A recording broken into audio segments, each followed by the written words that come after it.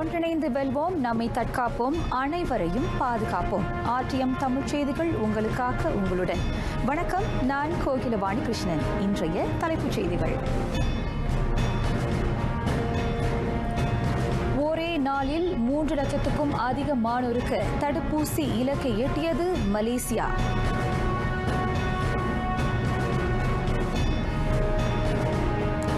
தடுப்பூசி விநியோகம், கோவிட்-19 தொற்று அதிகம் பதிவான மாநிலங்களுக்கு முன்னுரிமை.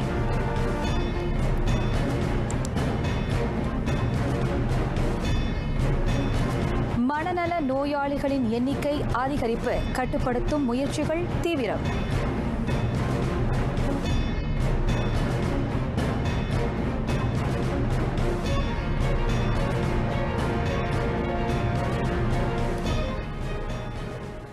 நாட்டில் கோவிட்-19 தினசரி தொற்று எண்ணிக்கை மீண்டும் 7000-ஐ கடந்தது. இன்று 7654 பேருக்கு தொற்று உறுதிப்படுத்தப்பட்டுள்ளது. 103 பேர் அந்த கொள்ளை நோய்க்கு பலியானதாக சுகாதார தலைமை இயக்குநர் Tan Sri doctor Noor Hisham Abdullah தெரிவித்தார். சிலாங்கூரில் மிக அதிகமாக 3260 பேருக்கு தொற்று உறுதிப்படுத்தப்பட்டுள்ளது. கோலாலம்பூரில் 1550 பேருக்கும், நகரி சம்பிலானில் 698 பேருக்கும் தொற்று கண்டுள்ளது. இவ்வேளையில் தொற்றிலிருந்து இன்று 4797 பேர் குணமடைந்தனர். 943 பேர் தீவிர கண்காணிப்பு பிரிவில் அனுமதிக்கப்பட்டுள்ள நிலையில் 450 பேருக்கு சுவாச கருவி பொருத்தப்பட்டுள்ளது. மலேசியாவுக்கு 10 லட்சம் ஃபைசர் தடுப்பூசிகளை நன்கொடையாக வழங்கிய அமெரிக்காவுக்கு பேரரசர் அல் சுல்தான் அப்துல்லா ரியாத்துடின் அல் முஸ்தபா பிலாஷா நன்றி தெரிவித்துக் கொண்டார். இதன் வழி நாட்டில் கோவிட்-19 நோய் எதிர்ப்பு திட்ட நடவடிக்கையை துரிதப்படுத்த முடியும் என அவர் நம்பிக்கை தெரிவித்தார். வளர்ச்சியடைந்த நாடுகள் வளர்ந்து வரும் நாடுகளுக்கு 8 கோடி தடுப்பூசிகள் வழங்கி ஆதரவளிக்கும் என அமெரிக்க அதிபர் ஜோ பைடன் இதற்கு முன் உறுதியளித்திருந்தார். அதன் ஒரு பகுதியாக 10 லட்சம் தடுப்பூசிகளை மலேசியா பெற்றுள்ளது. அது மட்டுமின்றி இரு நாடுகளுக்கிடையே ஒத்துழைப்பை வலுப்படுத்தி தேசிய தடுப்பூசி திட்டத்தை வெற்றியடைய செய்யும் பணியில் ஈடுபட்டிருக்கும் வெளியுறவு அமைச்சர் டத்துஸ்ரீ இஷாமுடீன் துன் ஹுசேன், நோய் எதிர்ப்பு திட்ட ஒருங்கிணைப்பாளர் கைரி ஜமாலுடீன், சுகாதார அமைச்சர் டத்துஸ்ரீ அடம் பாபா ஆகியோரை பேரரசர் பாராட்டினார். நாடு கோவிட்-19 கொடுந்தொற்றிலிருந்து போராடுவதற்கும் பிக் திட்டத்தை விரிவுபடுத்துவதற்கும் பேருதவியாக அமையும் என தாம் எதிர்பார்ப்பதாக பேரரசர் குறிப்பிட்டார். நாட்டில் நேற்று 3 லட்சத்துக்கும் மேற்பட்ட மருந்தளவு தடுப்பூசி செலுத்தப்பட்டது. தினசரி செலுத்தப்படும் தடுப்பூசி எண்ணிக்கை இலக்கை அது எட்டியிருக்கிறது.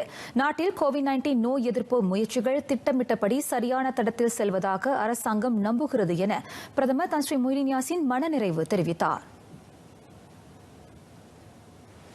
நாட்டின் மிகப்பெரிய தடுப்பூசி திட்டமான இதனை வெற்றிகரமாக மேற்கொண்டு வரும் தேசிய கோவிட்-19 நோய் எதிர்ப்பு திட்ட ஒருங்கிணைப்பு அமைச்சர் கைரி ஜமாலுடீன், சுகாதார அமைச்சர் டத்தோஸ்ரீ டாக்டர் ஆடம் பாபா, நாடு முழுக்க உள்ள முன்கள பணியாளர்கள், தன்னார்வலர்கள் ஆகியோருடன் மலேசிய மக்களுக்கும் பிரதமர் நன்றி தெரிவித்துக் கொண்டார்.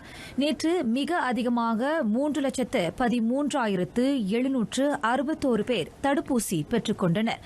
நாட்டில் இதுவரை 65,85,000 பேர் முதல் மருந்தளவையும் 27,35,000 பேர் இரு மருந்தளவுகளையும் பெற்றிருக்கின்றனர்.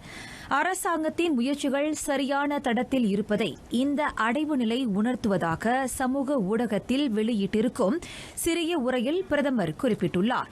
நாட்டில் சமூக நோய் எதிர்ப்பு ஆற்றல் உருவாகி மக்கள் மீண்டும் கோவிட்-19க்கு முந்தைய வாழ்க்கை முறைக்கு திரும்ப இது வழிவகுக்கும் என தன்ஸ்ரீ முஹிடின் நம்பிக்கை தெரிவித்தார். தொழில் துறைகளுக்கான தடுப்பூசி செலுத்தும் மையம் வான் போக்குவரத்து துறைகளுக்கும் விரிவுபடுத்தப்படும்.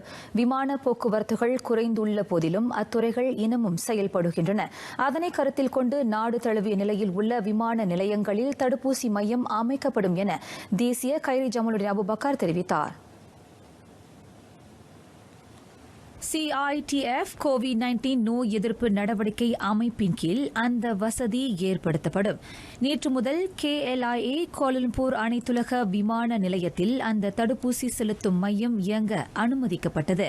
KLIA-வில் பணிபுரியும் 22,243 பணியாளர்களுக்கு அங்கு தடுப்பூசி செலுத்தப்பட்டது.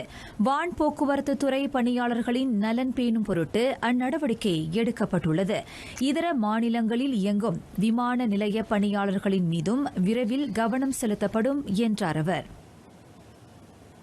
இதனிடையே COVID-19 தடுப்பூசி தொடர்பான குடிநுழைவு கொள்கையை நிர்ணயிப்பதில் அனைத்து நாடுகளும் ஒருமித்த கருத்தை கொண்டிருப்பது அவசியம் என கைரி எடுத்துரைத்தார்.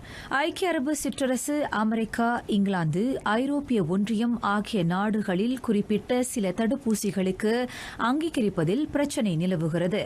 ஒரு சில நாடுகளில் தயாரிக்கப்படும் தடுப்பூசிகளுக்கு மற்ற நாடுகளில் அங்கீகாரம் வழங்கப்படுவதில்லை. இதுபோன்ற விவகாரத்தை களைய விரைவில் பேச்சு நடத்தப்படும் என அமைச்சர் சொன்னார். WHO உலக சுகாதார நிறுவனம் அங்கீகரிக்கும் எத்தடுப்பூசி ஆயினும் அதன் பயன்பாட்டுக்கு உலக நாடுகள் ஒப்புதல் வழங்க வேண்டும் எனும் தமது நிலைப்பாட்டையும் அவர் இவ்வேளையில் முன்வைத்தார். இவ்வேளையில் மலேசியாவுக்கான ஐரோப்பிய ஒன்றிய பேராளர் குழு ஐரோப்பிய ஒன்றியத்துக்கான COVID-19 இலக்கவியல் சான்றிதழை அங்கீகரிக்கும் விவகாரம் தொடர்பில் அறிக்கை ஒன்றை வெளியிடும். அறிவியல் தொழில்நுட்ப புத்தாக்க அமைச்சுடனான சந்திப்புக்கு பின் அந்த அறிக்கை வெளியிடப்படும். அந்த சந்திப்பில் EMA ஐரோப்பிய மருத்துவ நிறுவனம் அங்கீகரித்த ஆஸ்ட்ராசெனேகா தடுப்பூசிகளுக்கு மட்டும் ஐரோப்பிய ஒன்றிய இலக்கவியல் சான்றிதழ் வெளியிடப்படுவது தொடர்பில் விவாதிக்கப்படும். PKPD கடுமையாக்கப்பட்ட நடமாட்ட கட்டுப்பாட்டு ஆணை விதிக்கப்பட்டுள்ள பகுதியில் தடுப்பூசி மையத்தை திறப்பது சிரமமான ஒன்றாகும். PKPD விதிக்கப்படும் இடங்கள் அடிக்கடி மாறுபடுவதனால் அத்தகைய நடவடிக்கையை மேற்கொள்வது சாத்தியமற்றது என கைரி ஜமாலுடன் கூறினார். நாட்டில் PKPD செயலாக்கப்படும் பகுதிகளில் அடிக்கடி மாற்றம் ஏற்படுகிறது. அதனால் அப்பகுதிகளுக்கு தடுப்பூசிகளை விநியோகிப்பது கடினமான காரியமாகும். ஒவ்வொரு வாரமும் PKPD ஆணை விதிக்கப்படும் பகுதிகளுக்கு தடுப்பூசி விநியோகிப்பது சிரமமான ஒன்றாகும். இவ்வேளையில் மிக அதிக தொற்றுகளை பதிவு செய்யும் மாநிலங்களுக்கு தடுப்பூசிகளை விநியோகிப்பதில் கவனம் செலுத்தப்படும் என கைரி குறிப்பிட்டார். அதில் தொடர்ந்து அதிக COVID-19 நேர்வுகளை பதிவு செய்து வரும் Selangor, Kuala Lumpur, Labuan, Negeri Sembilan, Kelantan ஆகிய 5 மாநிலங்களின் மீது கூடுதல் கவனம் செலுத்த இலக்கிடப்பட்டுள்ளது என்றார் அவர். நாடு முழுவதும் 211 தனியார் மருத்துவமனைகளில் 53.1 விழுக்காடு, அதாவது 112 மருத்துவமனைகள் COVID-19 நோயாளிகளுக்கு சிகிச்சை வழங்க இணக்கம் தெரிவித்துள்ளன. அது இம்மாதம் 1ஆம் தேதி வரை பெறப்பட்ட எண்ணிக்கையாகும். எஞ்சிய 46.9 விழுக்காடு தனியார் மருத்துவமனைகள் அதுசார் பயிற்சி மற்றும் தயார் நிலையில் இருப்பதாக சுகாதார அமைச்சர் டத்துஸ்ரீ டாக்டர் அடம் பாபா தெரிவித்தார். வரையறுக்கப்பட்ட வசதிகள், இருக்கும் கட்டிடத்தை மாற்றியமைப்பதில் காணப்படும் சிக்கல் போன்ற காரணங்களினால் சில தனியார் மருத்துவமனைகள் COVID-19 நோயாளிகளுக்கு சிகிச்சை வழங்க முன் வரவில்லை என்றும் அவர் விளக்கினார். இம்மாதம் 1 தேதி வரை தனியார் மருத்துவமனைகளில் COVID-19 நோயாளிகளுக்கென 1277 படுக்கை வசதிகளும் 129 தீவிர சிகிச்சை பிரிவு படுக்கை வசதிகளும் ஏற்படுத்தப்பட்டுள்ளன.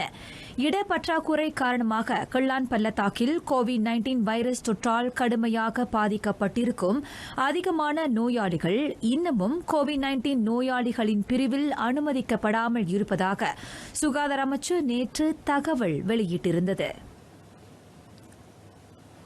புரோடெக் ஹெல்த் கார்ப்பரேஷன் சென்ட்ரியன் பர்ஹாட் நிறுவனத்தின் வாயிலாக வழங்கப்படும் தடுப்பூசியின் விகிதம் இம்மாதம் இறுதிக்குள் 60 விழுக்காட்டை எட்டும் என கணிக்கப்பட்டுள்ளது. பிக் திட்டத்தின் மொத்த இலக்கில் தனியார் மருத்துவமனைகளின் மருத்துவர்களை உட்படுத்தி 30 விழுக்காட்டினருக்கு கட்டாயமாக தடுப்பூசி செலுத்த புரோடெக் ஹெல்த் இதற்கு முன் இலக்கு நிர்ணயித்திருந்தது. எனினும் இலக்கிடப்பட்டதை காட்டிலும் 46 விழுக்காட்டினருக்கு அத்திட்டத்தின் மூலம் தடுப்பூசி போடப்பட்டிருப்பதை டத்தோஸ்ரீ டாக்டர் அடம் பாபா மேற்கோள் காட்டினார். கோவிட்-19 தொற்று பரவல் ஏற்படும் அபாயத்தை தவிர்க்க மருத்துவமனைகளில் மனநல சிகிச்சை பிரிவில் நோயாளிகளின் எண்ணிக்கை அதிகரிப்பு கட்டுப்படுத்தப்பட வேண்டும். 2 பொது மருத்துவமனைகளில் கோவிட்-19 தொற்று பரவல் அடையாளம் காணப்பட்டிருக்கும் தகவலை டத்துஸ்ரீ டாக்டர் அடம்பாபா வெளியிட்டார். இதன் தொடர்பில் நோய் கட்டுப்பாட்டு தடுப்பு நடவடிக்கைகள் இதர சுகாதார சேவை பிரிவுகளை பாதிக்காதவாறு மிக கவனமாக மேற்கொள்ளப்படும். கோவிட்-19 வைரஸ் பெருந்தொற்றின் எதிரொலியால் சமூகத்தில் மனநல பாதிப்புகளும் அதிகரித்துள்ளன. இந்நிலையில் மனநல பாதிப்பை விரைந்து தணிக்க வேண்டிய அவசியம் எழுந்துள்ளதாக டத்துஸ்ரீ டாக்டர் அடம்பாபா தெரிவித்தார். எனவே அதனை முறையாக அணுகுவதன் வழி வைரஸ் பரவலை தவிர்ப்பதுடன் சுகாதார சேவைத்துறை பாதிப்பின்றி தொடர முடியும். முழு பொது முடக்க கட்டுப்பாடுகள் மற்றும் கோவிட்-19 வைரஸ் தொற்றின் தாக்கம் காரணமாக அண்மையில் மனநல பாதிப்பு சம்பவங்கள் கவலை அளிக்கும் வகையில் இருப்பது மறுப்பதற்கில்லை. ஆகவே தொடர்புடையவர்களுக்கு மனநல சேவையை வழங்க 400 மனநல நிபுணர்கள் தயார் நிலையில் இருப்பதாக அமைச்சர் சொன்னார். அவர்களுள் 181 பேர் நாடளாவிய நிலையில் உள்ள பல்கலைக்கழகங்களிலும் தனியார் மருத்துவமனைகளிலும் சேவையாற்றுகின்றனர். PKB-40 குறைந்த வருமானம் பெறும் தரப்பினருக்கான சுகாதார பரிசோதனை திட்டத்தில் இடம்பெற்றிருப்போரில் சுமார் 33 விழுக்காட்டினருக்கு தொற்றா நோய் கண்டிருக்கிறது. 1,51,729 பேர் நீரிழிவு, உயர் ரத்த அழுத்தம், உடலில் அதிகமான கொழுப்பு ஆகியவற்றுக்கு இலக்காக இருப்பதாக டத்துஸ்ரீ டாக்டர் அடம்பாபா தெரிவித்தார். PKB-40 சுகாதார பரிசோதனைக்கு முன் சம்பந்தப்பட்டோரில் ஒருவர் கூட தங்களது நிலைக்காக சிகிச்சை பெறவில்லை என்பதை டத்துஸ்ரீ டாக்டர் அடஹாம் சுட்டிக்காட்டினார். சுமார் 29.8 விழுக்காட்டினர் அதிகமான கொழுப்பு கொண்டவர்களாகவும் 10.4 விழுக்காட்டினர் நீரிழிவு நோயாளிகளாகவும் 13.8 விழுக்காட்டினர் உயர் ரத்த அழுத்தம் இருப்பதாகவும் 3 விழுக்காட்டினர் மன அழுத்தத்தால் பாதிக்கப்பட்டிருப்பது அவ்வறிக்கையின் வழி அறிய வந்துள்ளது. PKB-40 திட்டத்தின் கீழ் குறைந்த வருமானம் பெறும் தரப்பினருக்கு சுகாதார பரிசோதனை, 20,000 ரிங்கிட் வரைக்குமான மருத்துவ சாதனங்கள், புற்றுநோய் சிகிச்சைக்கான ஊக்கத்தொகையாக 1,000 ரிங்கிட், 1,000 ரிங்கிட் வரைக்குமான போக்குவரத்து ஊக்கத்தொகை ஆகிய 4 அனுகூலங்கள் வழங்கப்படுகின்றன.